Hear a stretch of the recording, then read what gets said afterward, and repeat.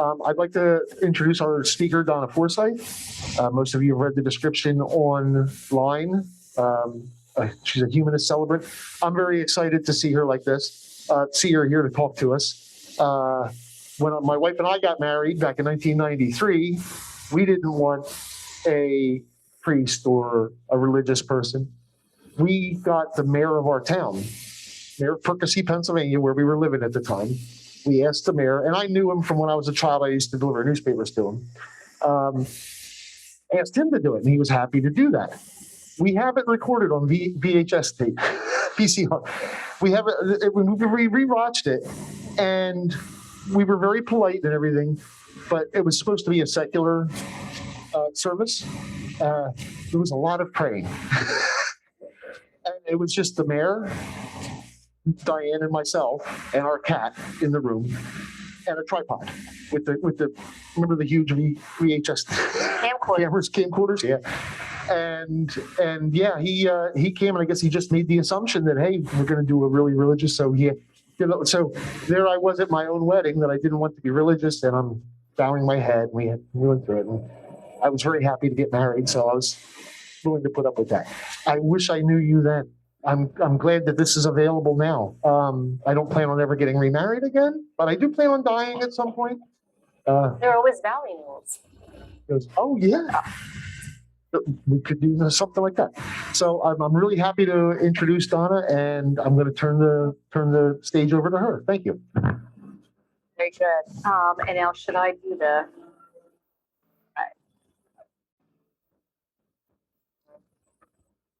Here we are. Well, hello, everyone. Thanks for having me here. I am looking forward to talking to you about one of my very favorite topics, and that's celebrant work. And it's not the first time I get speaking to a group of humanists, but it surprises me how many humanists don't know about the Humanist Society. So I have lots of fun information to share with you, and specifically celebrant-led weddings and other types of ceremonies, humanist secular ceremonies. I think it was stated as it was celebrants. What are they good for? I just thought it was like that war song, like, Celebrants. But, well, anyway, I didn't change it a little bit, but make sure this is on.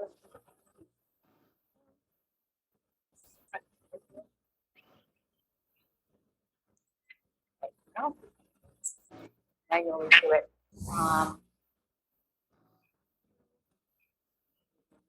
This.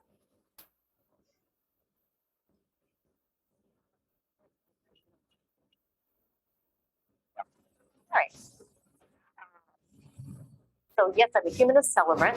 I'll talk to you a little bit more about what that actually means. I'm the current vice president of the Humanist Society, which is a national organization, and I'll speak a little more about that in a moment.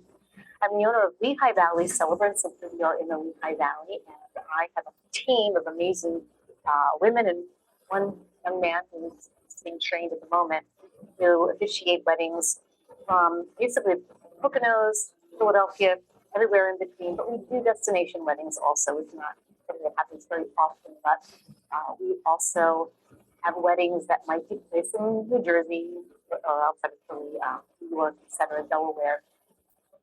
And I'm the director of Celebrant Academy, which is a fairly new training program, school, for people looking to become professional celebrants.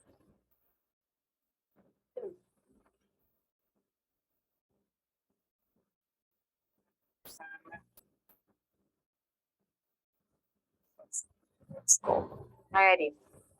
Now, a little bit, I always like to share this story because it really is a very recent situation where marriage equality, the ban on marriage equality here for the country, but specifically in Pennsylvania, was passed. That was 2014. And so that's when I married my first couple. Excuse me. These two guys have been together forever and ever. Never thought they'd see the day where they could legally get married. I was asked to officiate their wedding. I had gone online, which many people do. They go online and get ordained. I did it as a joke. Somebody told me you could do it, and I thought they're crazy. You can't do that. And the next morning, after I filled out this form, I woke up, congratulations, Reverend Forsythe. I'm like, wow, that was pretty amazing. So I did marry them. And that year I also was going on sabbatical. So this is just a couple of days after the passing of marriage equality here in PA, in June 2014. That year I went on sabbatical. I was teaching here in Allentown. I taught here for 4 decades actually. And I was going to get my administrative degree, become a school principal, and took that year off to work on my master's. And after I officiated this wedding, I thought, no, I'll officiate 2 weddings while I'm on sabbatical. It seems like a fun thing. And that's when I found the Humanist Society, because I wanted to be legit and found them. Became endorsed through the Humanist Society to officiate humanist secular weddings. So yeah, these two, they were certainly history makers at the time, but they were the reason I ended up choosing the career that I now have. So I owe them at this point.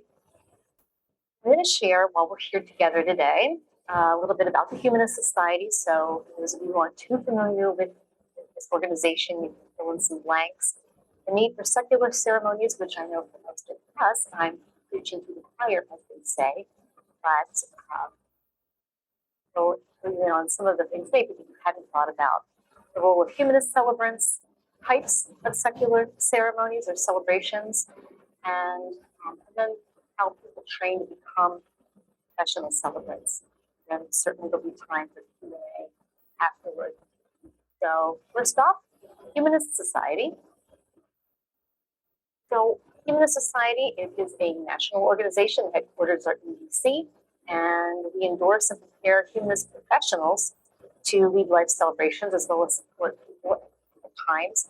We have celebrants as well as chaplains. So we endorse lay leaders and indicators to officiate secular ceremonies. A little bit about history. In 1939, a group of atheist Quakers decided to form a non-theistic society based on their similar goals and beliefs. And so within the humanist tenets, they saw promise of a genuine union between science and their ethics. So, and this is what drew me to it when I read and found out about that. I, Mr. Quaker, these are my people. How did I not know about them? Now, so in 1939, this is quite a while ago, they incorporated. They were living in California. They incorporated in California and issued a charter so that anywhere in the world, as a nonprofit, people could organize in this fashion, and they would certify people who, on endorsement, would be able to legally officiate weddings and have the same rights as any other clergy person. It attracted, as you can imagine, a lot of interest back then. This was very novel, and so people who were in all different fields of education and science found this fascinating, and it got a lot of attention. Now, we're a quiet group, and if you're familiar, Quakers don't fossilize, and neither do these humanist people. They call themselves the Humanist Society of Friends, and if you're familiar with Quakers, they call themselves the Religious Society of Friends. So this was. Hey, you guys have that for and like a little rabbit. And those of you Back in the freezer, right? Yeah. Oh, no, I found it. Piece of me. Lauren found it, so she's done. She's not pulling me anywhere. Oh, that's so sad. Okay, there we go. Ryan, what's up? Now in 1991, we ended up under the umbrella of the AHA. So we are now an adjunct of AHA. You go onto the AHA's website, you can see all sorts of fabulous adjuncts there that are there if you've never done that before, and we are one of them. In 2003 is when the organization, they decided to remove that of Friends part, so now we're just Humanist Society. And 2013, they broadened their agenda to reach more people. And that's why in 2014 I even found them. They really were hard to find, but they opened things up a bit and tried some outreach to get people to become endorsed so that there would be more Humanist celebrants able to do this kind of work. And a year later, they also were then endorsed by the Board of Chaplaincy Certification. So many people don't know that we also endorse Humanist chaplains. So we don't provide the actual education training. That person would need to go and see their certified program. And endorse them as Humanist celebrants to add that onto their resume as well. So we have 7-member board of directors, and there are 3 support staff that also work for society. So, what is this need for secular celebrations? Well, many of you are familiar probably with some of these Pew Research Center studies. And in 2014, which is quite a while ago, 35% of millennials were shown to be religious nuns, describing themselves as agnostic, atheists, or not affiliated with an organized religion, which the significant piece is that it was up 25% from 2007, and the trajectory has just continued to rise. Religious congregations, and this is an interesting statistic, hosted only 22% of weddings in 2017. Is down 41% in 2009. That's a big wow. And again, that number continues to decrease. This graphic shares the religious nuns by generation in 2020. So you can see the Gen Zers are now, they've edged up a little bit over those millennials, but not much. They had a little bit expected more from them, but we'll see what happens over time. But you can see some significant bumps from the boomers to the Gen Xers, and then again to the millennials, and that trajectory just continues.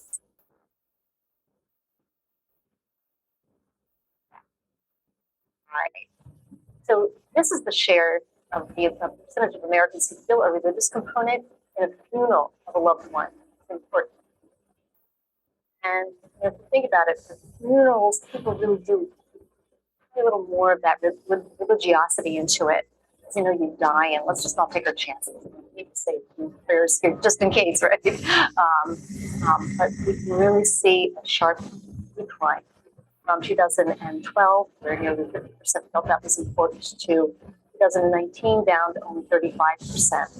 And understanding this large percentage of people who are not identifying with any religion. Now, we talk about religious nuns, but think of even the boomer generation of people who don't identify with a particular faith background, or they don't have a church of some sort. So these are all people who are getting up in years and who are then going to be looking for, someone's going to have to officiate their funeral, right? They don't have a faith background of any sort. So this is another area where we are very aware there is a need for our services. So seeks our services. Couples who they themselves are atheist or are humanist. And so if you are a humanist person, you know now that you can do a Google search, and there's the Humanist Society online. You can find the Humanist Society and find someone there, because there is a little directory there. For couples who are spiritual or religious, people who identify as religious or spiritual, but they want their ceremony to be about them. Couples who are from 2 different faith backgrounds, couples who have been denied by their church, either there's a divorce or fill in the blank, couples who want to create an experience for their guests and or themselves, and couples who are looking for an alternative to the justice of peace. And, as was mentioned previously, people who go before a judge often are given a religious script. There's usually just one script that people have, and that's what you get. So I have many people come to me because They do want just a very simple justice of the peace type elopement ceremony. They don't want to have it be religious. And now, how do clients find us? Well, we, in my group, the Lehigh Valley Celebrants, primarily find us through wedding venues that they're going to get, where they'll be getting married, and other professional referrals of their photographer. We've been doing this since 2014, and it's really hard to find people who do this and do it well. Most people who call themselves officiants that are not affiliated with the church, they are mostly copy-paste ceremony script readers.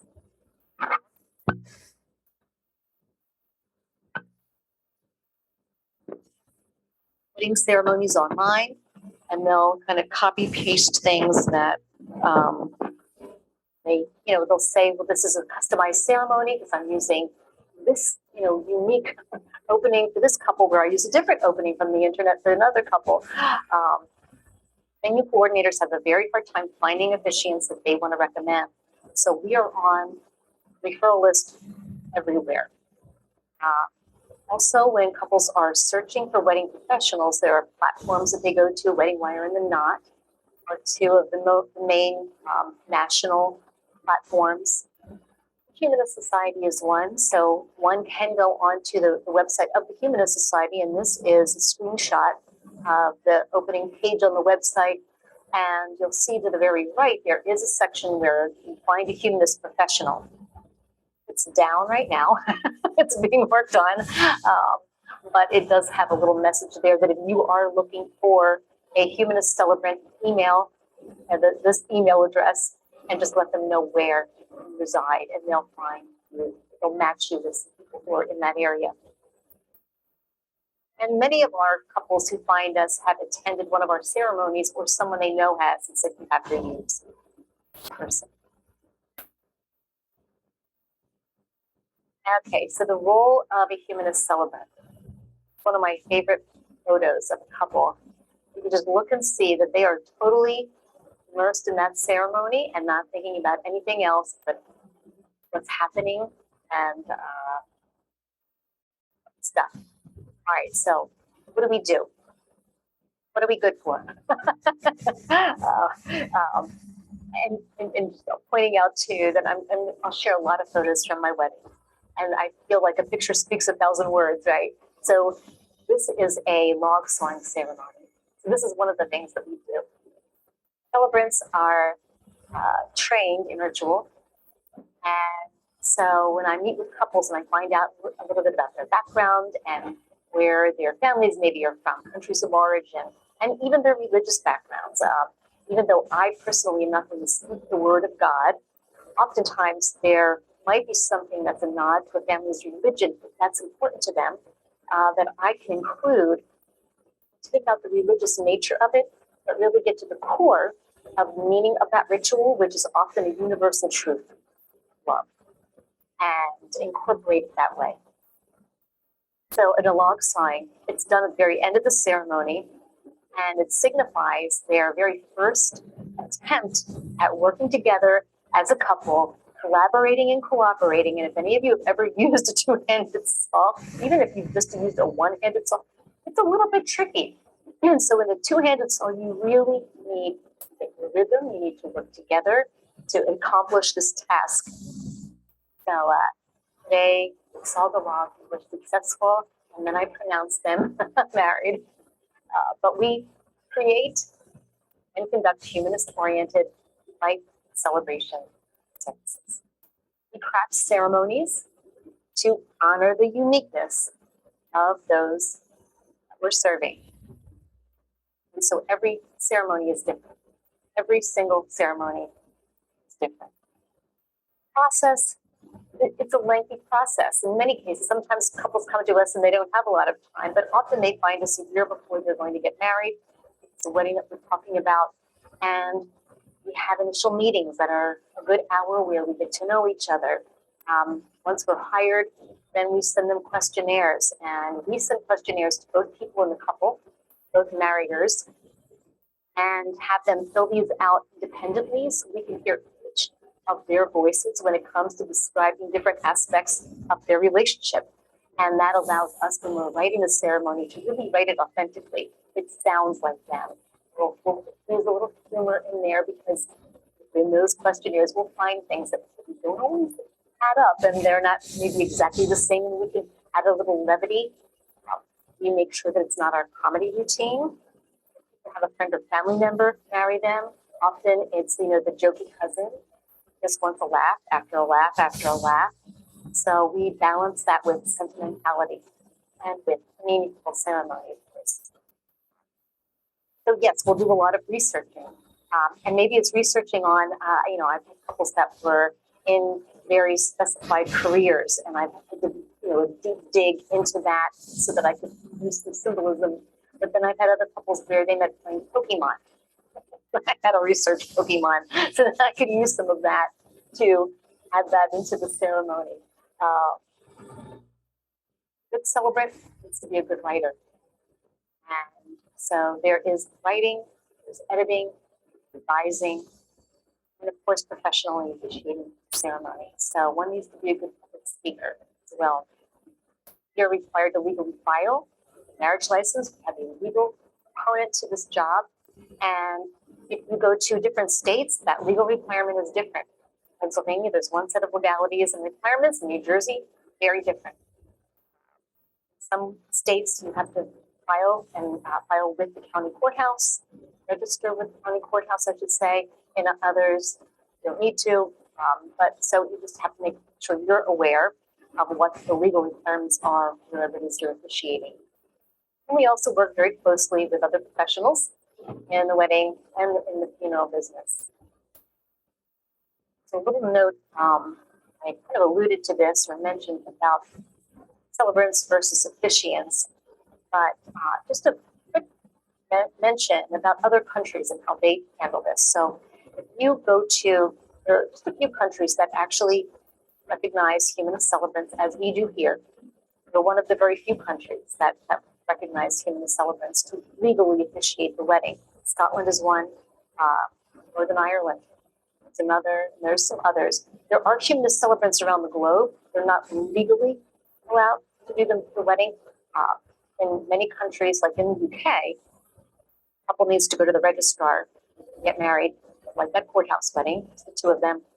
Then they can have their bespoke wedding with a celebrant, which they often do. They're very highly, widely used in the UK and very much so in Scotland. But celebrants across the pond and in other countries are required to have extensive training, 6 months to a year, and they're required to keep their credentials up to date. In the US, as you're aware, one can go online and become ordained online. And so it's kind of like the wild, wild west. People don't really know what they're getting when they're hiring someone who is an officiant. Some officiants take what they're doing very, very seriously. Yes, question.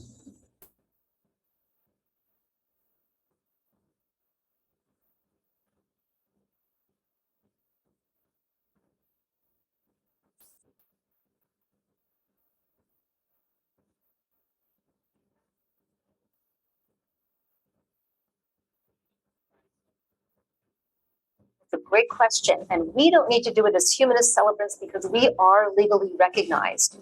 In the case of other people who are ordained online, Pennsylvania actually is one state that frowns upon people who are ordained online. Some counties are no problem. Other counties, so it differs county by county. Other counties are not fans. It never really is an issue unless the couple goes to get a divorce and then they find out they were never married. The marriage was never recognized. That can be a problem. So I guess so.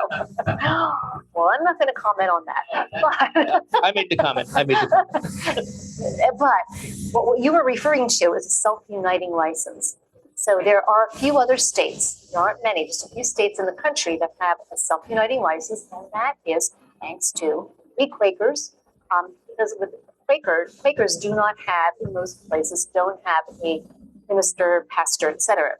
They govern themselves, and when it comes to a wedding, they marry themselves. And so that self-uniting license is there in states where there's a high Quaker population. So yes, even though you're supposed to be a Quaker, if you're using a self-uniting license, many people use it. So yes, good point. Now, and with regard to celebrants themselves, so some people call themselves celebrants, and here in the US, there really are only 3 places where one legitimately can gain that title. One, if they're endorsed as a Humanist Celebrant through the Humanist Society. 2, if they've gone through a rigorous training program. There are 2 in the US, and one is Celebrant Academy, I founded several years ago, and the other is the Celebrant Foundation and Institute, which has been around for quite a while. So that's just a little FYI. If somebody is stating that they're a celebrant, you would want to ask them, well, where did you get your training or your endorsement? Because really, it's a specialized title. This is at the Allentown Brew Works, right around the corner. Wedding there. So we have some different types of secular celebrations. Maybe you haven't thought about. I do certificate signings since COVID entered the picture. This has been a regular occurrence in my house, usually on my front porch. At the beginning of COVID, courthouses no longer were offering people to go in and have a justice of the peace license signing. And in a license signing, typically it's just asking Marrier 1, and when you say Marrier, we are very careful to not be gender specific, and we are addressing our clients. And so we have Marrier 1, Marrier 2. Do you want to marry this person? Do you want to marry that person? Yes, indeed, you're married. Okay, sign the certificate.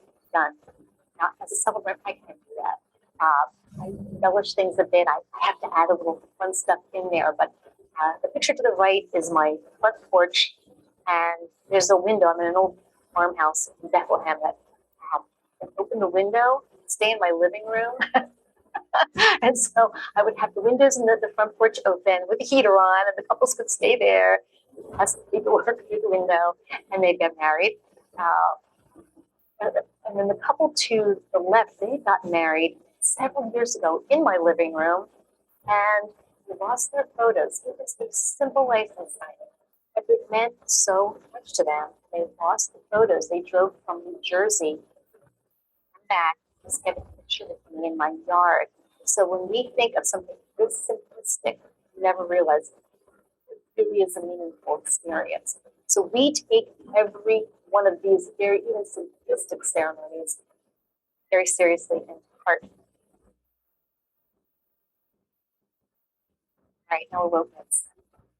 Elopements, just fun, and there's no other way to say it.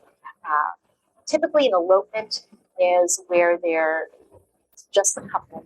Sometimes they might have a guest or two, like a parent, or maybe 2 best friends that had to be there. Or cat. Oh, maybe a cat. Right, in your situation. On the left, this couple had their very first date at Glenanoco.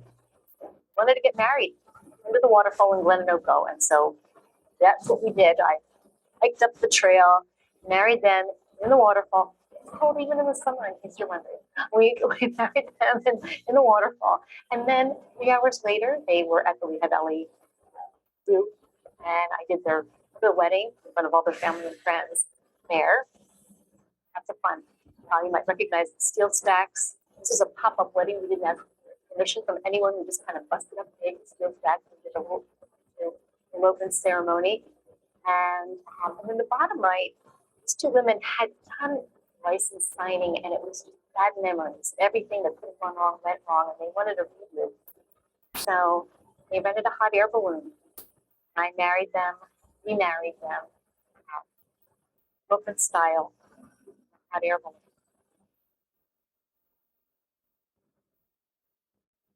In COVID, there have been all sorts of different accommodations that we've made. On the left, you're familiar with Sayer Mansion in Bethlehem. A couple had their elopement, just the 2 of them there. and I incorporated something called a red ceremony. Beautiful about elopements and any wedding when you can really make it very special. It's just that couple.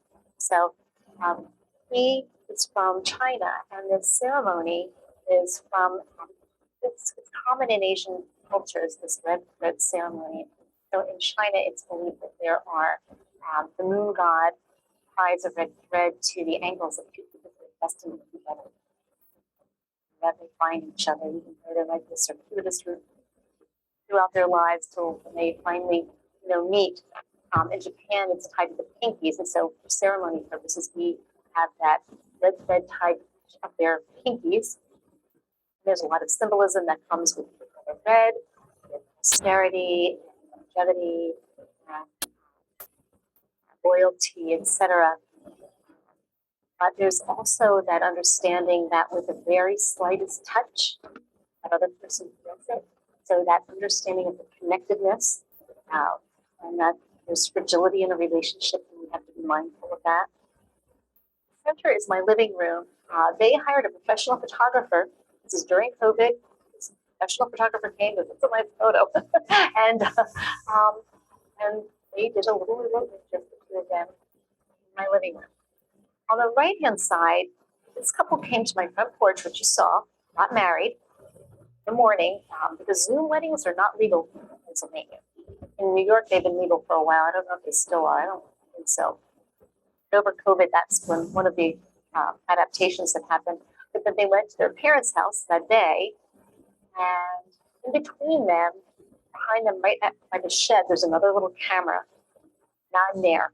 I'm on that camera, talking with them, reading their ceremony, which was mic'd. They had another camera where they zoomed everybody in. And so they had their actual weddings. I was going to do a big, beautiful wedding for them at a lovely, lovely, massive, gorgeous event center. They had to cancel it. So we did it in the backyard. And then their parents had a Shasta camper, and that was the honeymoon. They went and they stayed in their parents' backyard in the Shasta camper, had their honeymoon, and 9 months later, had twin boys. Just saying, it was a very fun, memorable time. The next bump up from that are micro weddings. Micro weddings are where you have a very small guest count, say 10 or 15 people, maybe 20. But perhaps you rent out a really lovely venue. So couples save a little bit of money. They're not breaking the bank by having 100 and such people there, but they still are getting the feel that they want from a really beautiful venue. To the right is having a wine box ceremony where they put a bottle of wine in there. They wrote letters to each other that they'll open up on their first anniversary and share the wine, read the letters to each other, and then do that every year. The couple on the left, they're both, their families are from India, and there's a ceremony that happens at the very end, and we did this with their mom that brought this tray up. Usually it's with a sweet Kansar Bakshan. I had to write it down because I usually forget the name of it. And it's a way of symbolizing that they're going to enjoy all that sweet and light together, but they'll also help provide for each other. And so it's a specially made dessert. They decided on using Oreo cookies, and this is how we have fun adapting. But the mothers present the tray, and as Sanjeet put his arm around Ashwarya, he fed her the cookie, Ashwarya put the arm on the feet, and fed him the cookies. A little fun. Are the vows illegal above a certain blood alcohol content? We, seriously, as a celebrant, I may not marry people who are intoxicated. So if someone appears to be intoxicated, I can't do the ceremony. Yeah, so yes. I don't carry a breathalyzer around with me, but yeah. I will say that couples who hire us, they hire us usually because the ceremony is the most important part of the day for them. They're not the ones that are using it up ahead of time because they really want to be present for the ceremony. There are couples that get married and it's a big, big party. they don't need to spend money on someone like me or my team who are going to take a lot of time curating a very customized ceremony and pay somebody a few $100s is going to just stand up there and read a script, whatever. So we have family-focused weddings, which are, again, just a joyful thing to be part of. The couple on the left, they got married at Glasgow, if you're familiar with that venue, and they did a family painting there. But in the family painting, they each had a different color of paint. They poured it on a canvas and created their own unique painting that they have now hanging in their home. In the middle, this is at Bridgeton House. It's kind of near that, the water of the Delaware. He had 2 children, she had 2 children, and they're all very similar in age. The kids wanted to read home parents' wedding, so they each took a different stanza. It was tearjerker and just so lovely. And then on the right hand side is another family wedding. These 2 had their family vows, vows for these children. Again, it was a his and a hers. So there's really like no limit to what can be done when you have children involved and want to include them to have something really meaningful and inclusive. And of course, we have full-scale wedding ceremonies. The left is right around the corner here at the vault. If you haven't been inside the vault, it's stunning. And then on the right is a wedding at but our ceremonies are nothing like church weddings. So even if it's large wedding party, hundreds of guests there, it's still the same intimate feel. We've worked very hard at connecting with the audience, or the guests, I should say.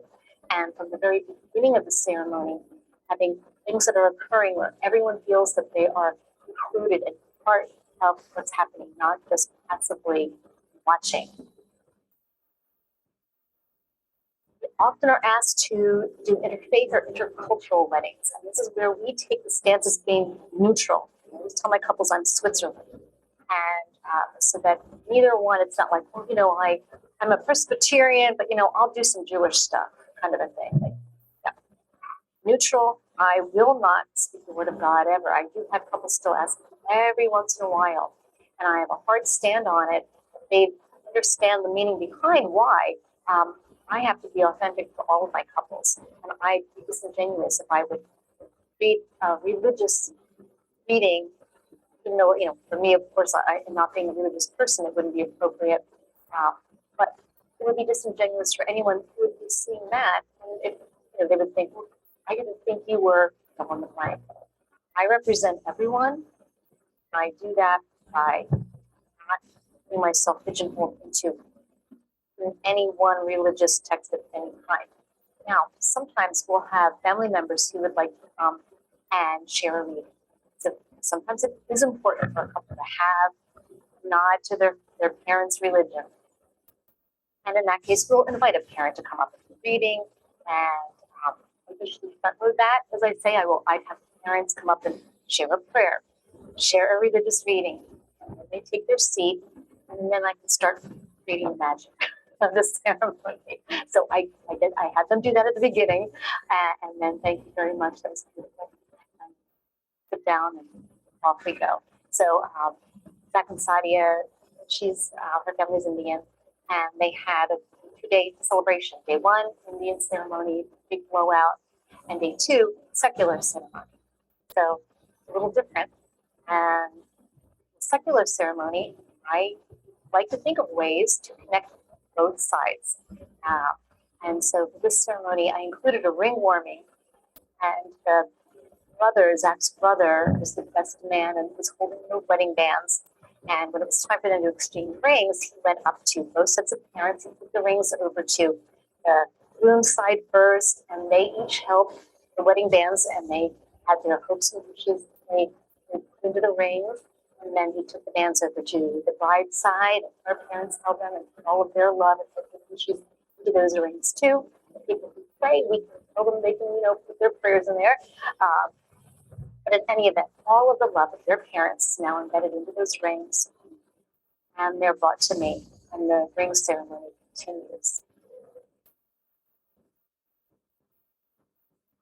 So this couple was married last October, and this family's from Afghanistan.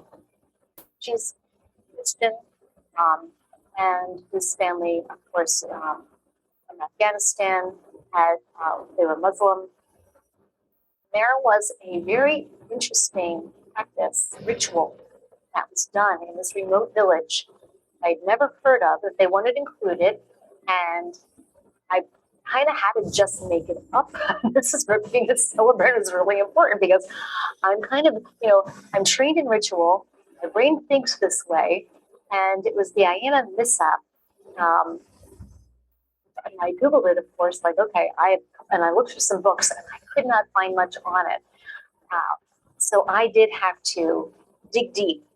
The first part, you see that there is a shawl or a draping over them, and that's to symbolize their union, they're unified. And then the mother, and so the family members are holding that. His mother then places a mirror between the two of them that they are then to look at for the first time. They've said their vows now, so they are already technically promised themselves to each other. And so this is what I wrote. He then gave it to his mother to get her approval, and she said, "You tell Donna that she should copyright that." So I said, as they look into the mirror, they see themselves together for the first time as husband and wife, equal partners in love and in life. A reflection is something that takes us back. When we look to the past through the lens of careful consideration, and as you are united today, it is important to look back at all that has taken place in your lives that brought you to where you are today. And now, as you look and share glances, you also look to the future, where you will share all of the joys, sorrows, and memories that will become your life story. And so it honored the ritual in a way that I was just very, very happy to be able to do. And connected that family, made them feel that they were being honored as well. I'm briefly sharing this, and this is a review. So we get reviews. And I'm sharing this, not just to say, like, yes, Donna's the best, but it speaks to what our couples are looking for. And so I officiated this wedding last summer. This woman said, I can't express how beautiful and meaningful our ceremony was. Hiring Donna Forsythe to curate and deliver our personalized wedding ceremony was the best wedding planning decision my husband and I made. No joke. There are so many big and little decisions that go into the wedding process, but when we took a step back, we both agreed that the ceremony was the most important part of the day, and that's what I had mentioned before. My couples will say, this is the most important part of the day. From start to finish, Donna's communication, professionalism, flexibility, energy was on point. Her husband was wary at first, I think, because there's a price tag that goes with this. My ceremonies are $1,100, and so it's not something that's cheap. Most people do not charge this much money for a wedding, but that's because most people don't do weddings like the Celebrant does. So she listened, but then upon meeting with Donna and hiring her to create our ceremony was amazing. She listened to our thoughts, provided wonderful examples, and ultimately created a personalized ceremony that our guests were wowed by.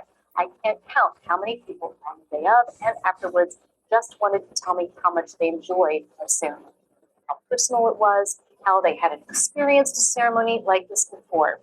I don't think that there was a dry eye in the room, which was accomplished. Many also remarked how well spoken and amazing Donna was. Some even thought she was a long lost friend that they had never met, and she feels like that to me now. Caring and loving energy permeated on the wedding day. I thank them enough for creating and delivering a ceremony that exceeded our expectations. From the bottom of our hearts, thank you, Donna. So it just speaks to that experience. It's more than just, and now they're married. Yay! When we're marrying a couple, we are taking them and everyone there on a journey.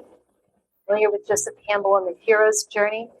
We're taking them on a hero's journey from where this couple had been as two single people, all through an experience that we now see them as a whole different entity. And everyone needs to feel that. So we also offer end-of-life celebrations.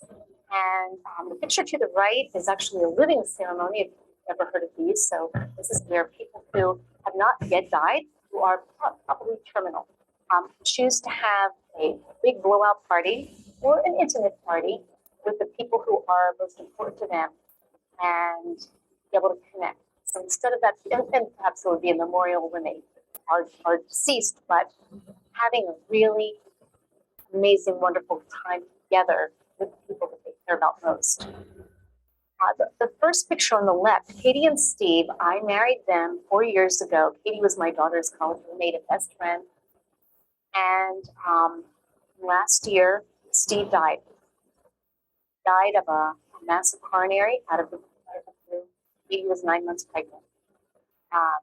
So one thing that celebrants often become are family celebrants. And so I officiated Steve's funeral, and it really was a celebration of life. For someone who's only in their 30s, it was a celebration of his incredible life, and it was such a huge loss, of course.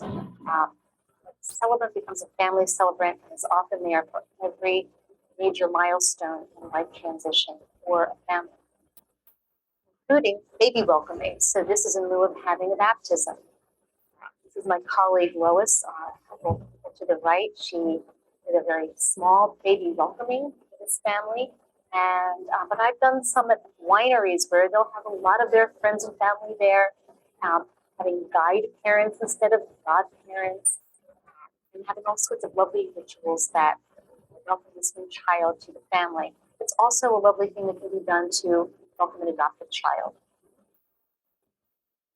Vow renewals, and so again, these are all curated for that specific couple, including family members. The couple on the right is another bit of a difficult story. I'm connected and affiliated with an organization called Wish Upon a Wedding, and they grant weddings and vow renewals to families, couples. You know, one of those people is terminal, and so they get everything done for them from the bottom to the top. Not a penny spent. And this couple celebrated their 13th wedding anniversary. Maria had breast cancer and just died last year. So they were able to have this absolutely lovely celebration with their children involved, beautiful rituals that everyone was able to connect with and remember forever. We also do transgender naming or renaming ceremonies. And this is something that my group offers this free of charge. This is something that we feel very connected to our LGBTQIA community. And so this is something that we offer just as a joyous gift. There are a couple of photos I'll share. They're to first honor the given name, and as it's being relinquished, then to honor and celebrate the new chosen name. And this can be for someone who's very young, all the way up to somebody who is much older. So in this case, what the father of this trans girl built a door, and their child was born male and transitioned female. And so here they're being flowers, etc. And they put a backpack together. Everyone there, something into a backpack. And she wore the backpack, and it was symbolizing that we've got your back. And they all had something meaningful, special in that backpack. And then she walked through the door. She was ready. She walked through that door and was welcomed by everyone there and honored her name. But there are all sorts of other life transition celebrations, coming of age rituals. There are secular confirmations. If you go to Norway, they have a robust organization or a secular work group there, and they have secular confirmations for their age.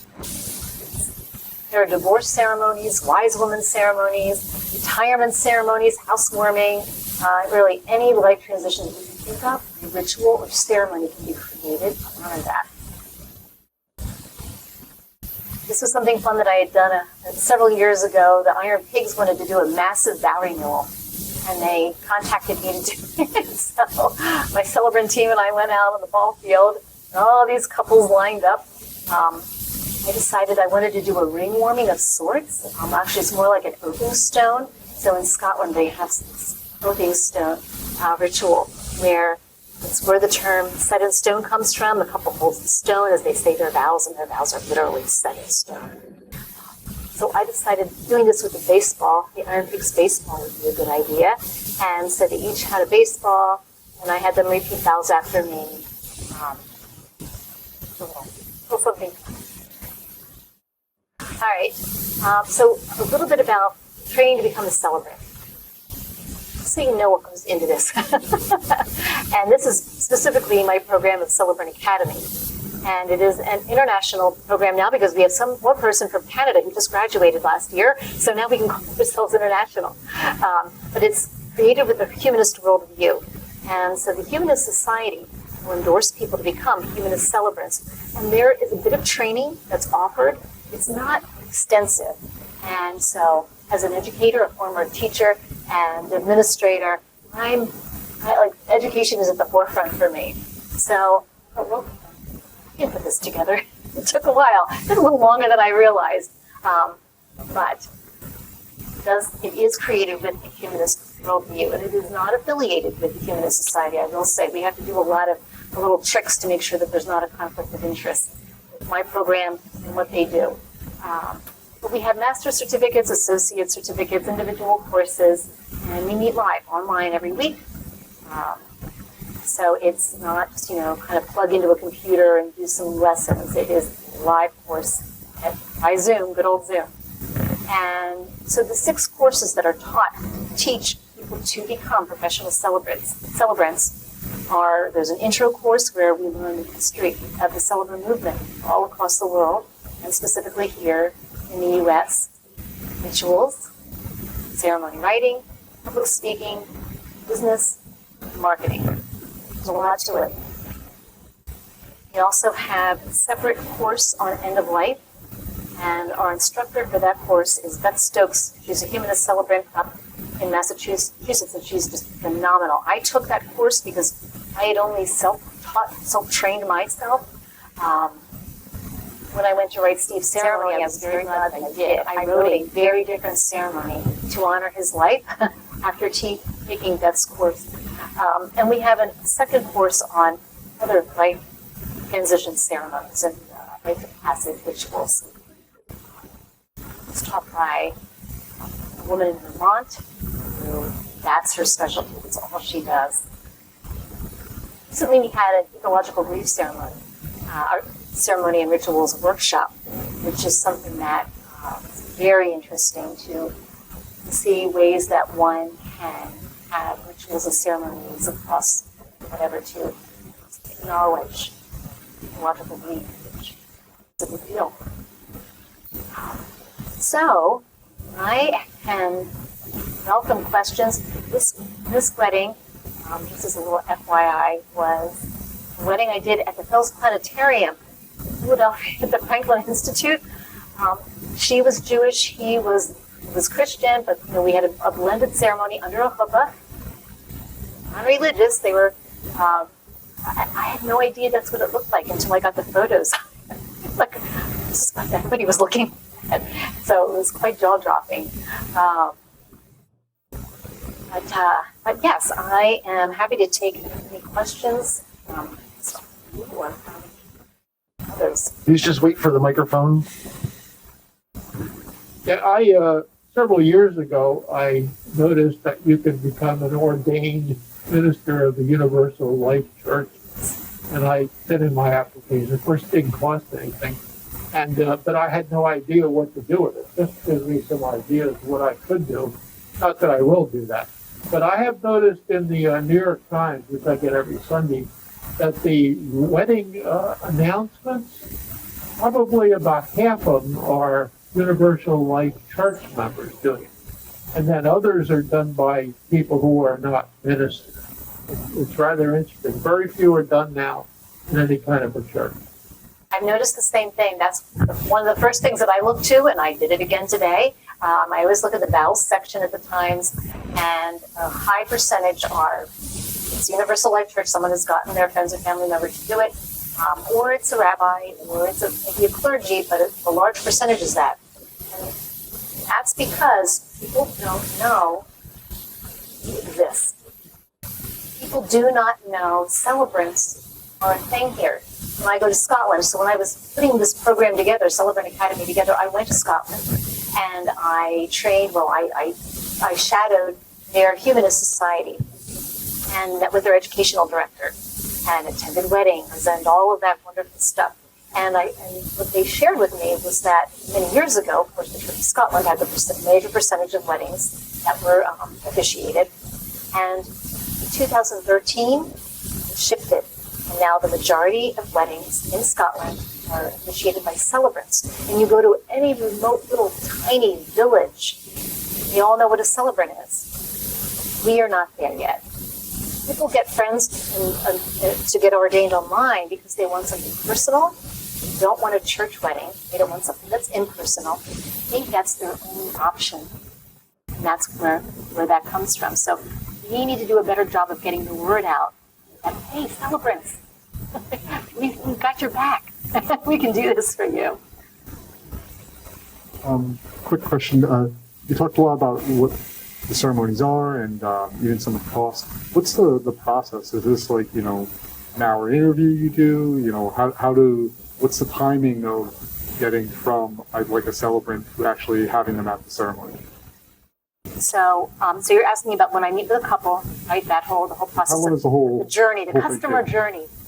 It starts with that initial meeting, well, them finding us somehow, and then we set up a meeting on Zoom, and that usually lasts about an hour, and sometimes a little longer because there's a lot of conversation that happens. We have to make sure that we're a good fit for each other. They need to know that they're going to like us.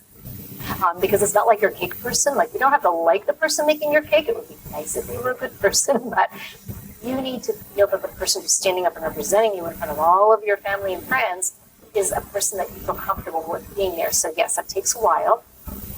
And then they hire us. Then those questionnaires are sent. And again, it all really depends on when that first meeting happens. Many of our couples, they find us a year out. Our celebrants right now are nearly 100% booked for 2022, and it's the beginning of February. So we're booking into 2023 because my crew is all set. I can't take one more wedding. We are maxed out. So working with a couple, we have a lot of back and forth. They'll fill out those questionnaires, they get them to us. And the writing process, it varies depending on the couple and depending on how much research you need to do for the couple. And at some point, there is a ceremony that's finally written. We like to get that ceremony sent out to our couples about 6 weeks before the actual wedding date. We could have it sent out earlier, but you don't want to have your ceremony 8 months before your wedding and have it just sit there. So we like to keep it fairly fresh. Now, if there are some rituals that we're wondering about, we'll circle back with them ahead of time. As I'm writing your ceremony, I was thinking, what about this? In those questionnaires, that's where we get some of those ideas, as well as from our meeting. What can we add into that ceremony to make it really specific to you? What are some of those cool added additions and rituals? And then after the ceremony is sent to them, there's the revising time if they want to change anything. We then have a virtual rehearsal or just another Zoom meeting before their wedding date where we go over all of the details of the ceremony. Because it's not like when you go to a church, you have no idea what your ceremony is going to be until your rehearsal. And you go to the rehearsal, and the pastor person is there and instructing you about, okay, this is how you do it all. And it's all a surprise for the most part. And it's also, I had a Presbyterian minister run after me after one of my ceremonies. Sometimes it's a little bit nerve-wracking because I do get this, people aren't smiling. They're running and they're calling my, excuse me. But Bill will then say, that was the most beautiful ceremony I've ever seen. Thank you. he said he was a Presbyterian minister, and he said, I was interested in what are you again? How did you do that? What he does is he used the same script that's used across the country for Presbyterian ministers. So sometimes we'll attend a rehearsal so that we are there on site to help them with whatever.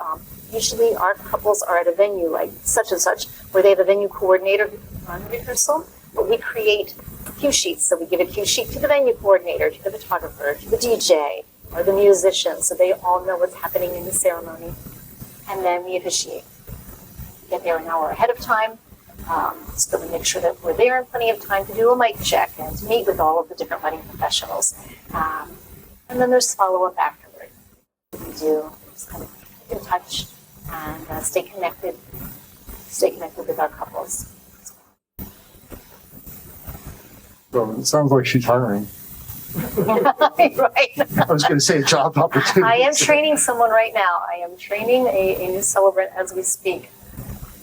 Well, I want to say, everything I've seen here, it sounds like everything you do is so much more beautiful and versatile than religious ceremonies. I don't know how it doesn't sell itself, which may be why you're so busy. But I wanted to ask you, are you married? I am married. Who married you? Well, interestingly, and I could have had one of my fabulous celebrants on my team marry me. So John and I were married almost about 6 years ago, and it was John's 50th birthday. So I'm a storyteller. So it was his 50th birthday, and I was racking my brain, what can I do? You know, celebrate the big 5-0. And my friend, who lives around the corner, said to me, I was thinking about the surprise thing at our house. Sure, that sounds great. Well, April 15th rolls around. This is just a couple of days later. April 15th rolls around, and John says to me, he's very pragmatic, he's an IT guy. So Donna, I was texting, right? Donna, I was thinking about getting married.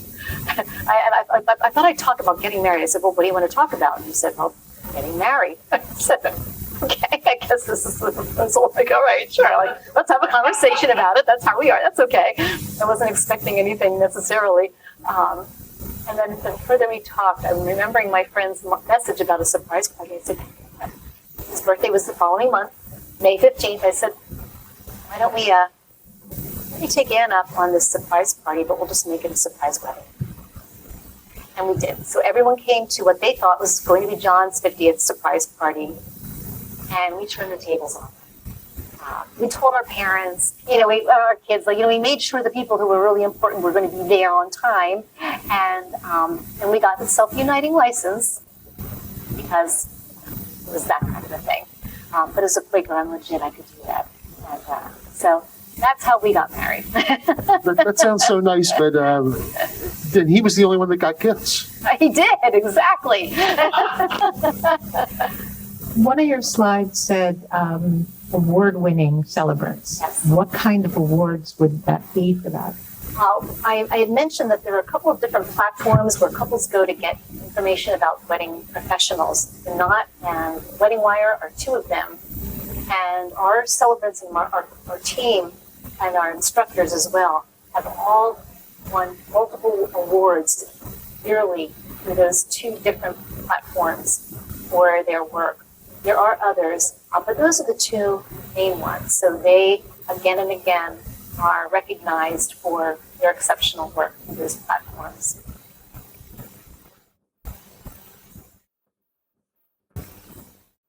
Does anyone online want to ask a question? Just go ahead and unmute yourself.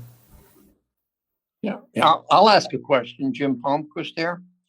How do you deal with funerals? I mean, when a person dies, it's hard to get organized. I guess you probably focus more on memorial events weeks after the person passes.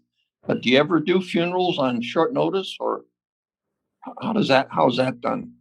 Well, you're absolutely right. For a funeral, you don't have a lot of turnaround time. And so it's important to know what you need to do. There is a questionnaire that I have for working with families when someone's died. Go into action right away. In the case of Steve, his family was in Delaware, so the next day I was in my car driving to Delaware, meeting with the family, taking notes, interviewing them, asking them questions, getting all sorts of information. Actually, it was maybe 2 days later, because the first day they were meeting with their funeral home. It is timely. It's not easy. You're meeting with people who are in the very depths of their grief and are often in shock. So that's why knowing what you're doing is important, and having training is important. So you are doing everything you can to make it easier on the family, but as well as them being able to put together a really meaningful ceremony to honor deceased.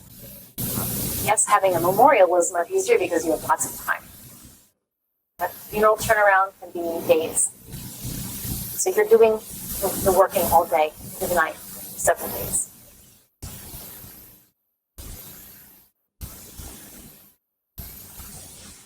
Any other questions, anyone?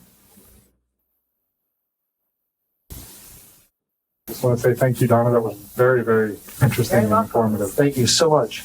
You're welcome. Thank you for spending time with me.